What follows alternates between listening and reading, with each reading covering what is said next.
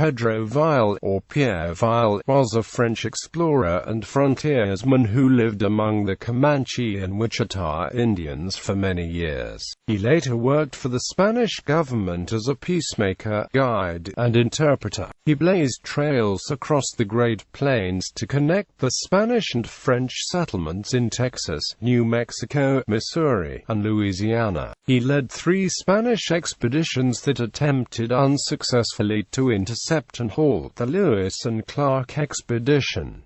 Blacksmith with the Indians. Vial comes to the notice of history in 1779 when he visited Natchitoches, New Orleans, Louisiana. He was described by Spanish authorities as a gunsmith who usually lives among the savage nations. At the time, he had already lived for several years with the Ta'Overe, a Wichita tribe in the Twin Villages on the Red River at Spanish Fort, Texas, and in Jefferson County, Oklahoma.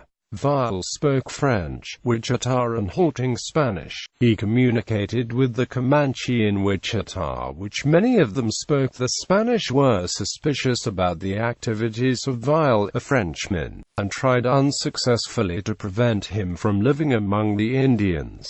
Diplomats among warriors. In autumn 1784, Vial came to San Antonio, the capital of Spanish Texas, with a delegation of 2 Frenchmen and 4 Wichita leaders to improve the strained relations between the Wichita and the Spanish. That being accomplished, the Spanish governor persuaded Vial to undertake a peace mission to the Comanche, who often raided Spanish settlements in Texas.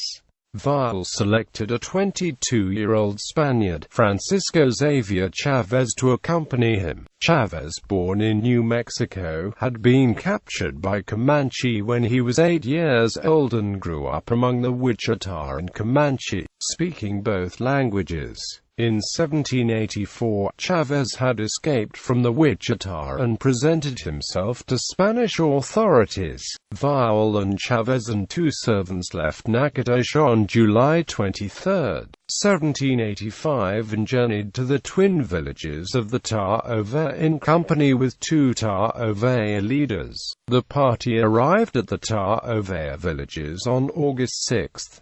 Vial's expedition to make peace with the Comanches found favor with the Ta'Overe and the Wichita, and they journeyed to meet the various bands of the eastern Comanche, recently ravaged by smallpox, on the Little Wichita River near present-day Wichita Falls, Texas. Vial persuaded several of the Comanche chiefs to accompany him to San Antonio for peace talks with the governor. They arrived there on September 19 and concluded a peace agreement which lasted, with occasional lapses, for about 35 years.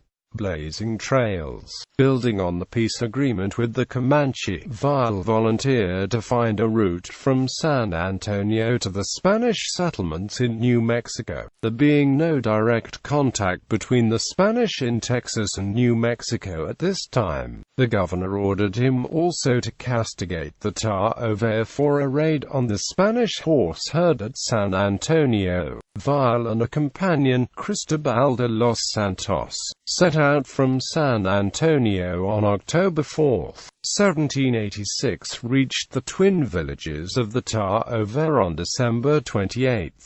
After warning the Ta'Overe that the friendship with the Spanish was in danger, he continued on westward, following the Red River upstream, wintering among the Comanche near Wichita Falls, Texas, and continuing on in the spring through the panhandle of Texas, reaching Santa Fe, New Mexico on May 26, 1787, thus becoming the first European to cross the Great Plains from San Antonio to Santa Fe. The Spanish in Santa Fe immediately sent a return expedition to San Antonio, but Vial remained in Santa Fe until June 24, 1788, when he undertook with several companions another crossing of the Great Plains, this time to Natchitoches, arriving on August 20. Once again, Vial benefited from Comanche guides. From Natchitoches, he traveled to San Antonio again, and then returned to Santa Fe, arriving on August 20, 1789 after a journey of more than 2,400 miles. In 1792, Vial was ordered to cross the Great Plains again, this time to open communications between New Mexico and St. Louis, Missouri. He left Santa Fe, May 21, 1792, accompanied by 2 young men. East of the Pecos River, Vial encountered his former colleague, Francisco Xavier Chavez, who was en route to Santa Fe to visit his parents whom he had not seen since being kidnapped by Comanche 22 years earlier. Bygones being bygones, Chavez was now traveling with a group of Comanche. Vial roughly followed the route of the later Santa Fe Trail in crossing the plains. Near the Arkansas River in Kansas, Vial encountered a party of Core Indians who took him and his companions captive, threatened to kill them, and took them to the village on the Kansas River. There, Vial was rescued by a French trader and continued his journey by boat down the Missouri River to St. Louis, arriving there on October 3, 1792. He remained in St. Louis until June 14, 1793 because of Osage raids which interrupted communications on the Missouri River. Vial returned to Santa Fe by roughly the same route, visiting the Pawnee en route and arriving in Santa Fe on November 15, 1793, chasing Lewis and Clark. In 1795, Vial, suspected of being disloyal to Spain, was arrested in Santa Fe, but was soon freed and dispatched again to the Pawnee to make peace between them and the Comanche. He did so, but on his return to Santa Fe he was re-arrested. He escaped and with Comanche help made his way across the Great Plains and took up residence for the next few years in the St. Louis area. He returned to Santa Fe again in 1803 and was pardoned and given back pay for his services. When the Spanish heard that the Lewis and Clark expedition was traversing territory claimed by Spain, they attempted to halt the expedition. Vial and another French frontiersman, José Jave, led a force of 52 soldiers, Spanish settlers, and Pueblo Indians to find and arrest the Americans.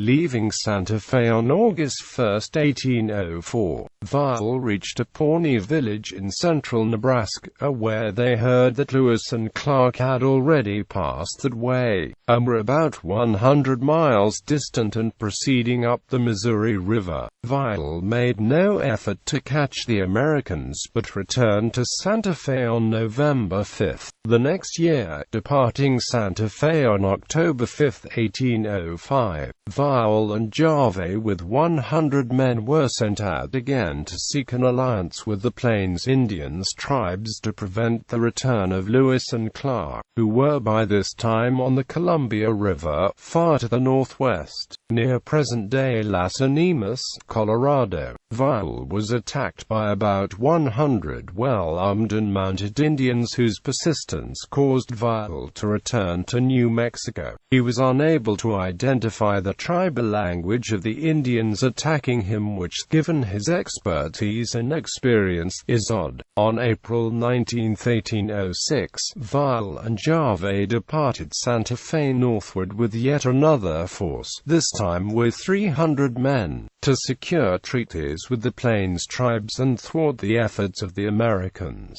The expedition was soon abandoned due to desertions and Vial was back in Santa Fe by May 30. The Spanish made one last effort to intercept Lewis and Clark. In June 1806, Lt. Facundo Mel Garys departed New Mexico with 600 men, 105 soldiers, 400 militia, and 100 allied Indians, with the objective of making a peace treaty with the Pawnee and halting American incursions into what the Spanish considered their territory. Mel Garys left one half his men on the Arkansas River and proceeded with the other 300 to the Pawnee villages in Nebraska. Although his talks with the Pawnee appeared successful, they also raided his horse herd. If Mel Garys had continued his journey another 100 miles east to the Missouri River, he might have intercepted Lewis and Clark on the return journey. The Mel Garys expedition was the largest military force ever dispatched by the Spanish to the Great Plains. Mel Garys returned to New Mexico in November 1806. Later life. Vial, now being called Old Vial, apparently accepted U.S. rule of the Louisiana Purchase. On September 14, 1808, he was given a license by Meriwether Lewis to trap on the Missouri River. He also continued to serve the Spanish in New Mexico as an interpreter and guide. On October 2, 1814, Vial signed his will in Santa Fe, stating that he had neither wife nor children, and leaving his meager belongings to Maria Manuela Martin. He presumably died shortly thereafter. Pedro Vial was the first European to make the first overland trip from San Antonio to Santa Fe, the man who made the first overland trip from Santa Fe to Natchitoches, the man who made the first transit of the Santa Fe Trail between Santa Fe and St. Louis. It was, however, the United States rather than the Spanish who benefited most from his explorations. The historian Abraham P. Nassetier called him the greatest frontiersman of them all. It is possible that Vial's travels were even more extensive than those recorded. In 1787, he gave a map of territories transited by Pedro Vial to Spanish authorities. It depicts with fair accuracy the area from the Mississippi River westward to the Rocky Mountains, including the Missouri River. It is the first known map to depict the three forks of the upper Missouri River in Montana, the discovery of which are usually attributed to Lewis and Clark in 1805. He has the three forks located at approximately the correct location, 700 miles north of Santa Fe.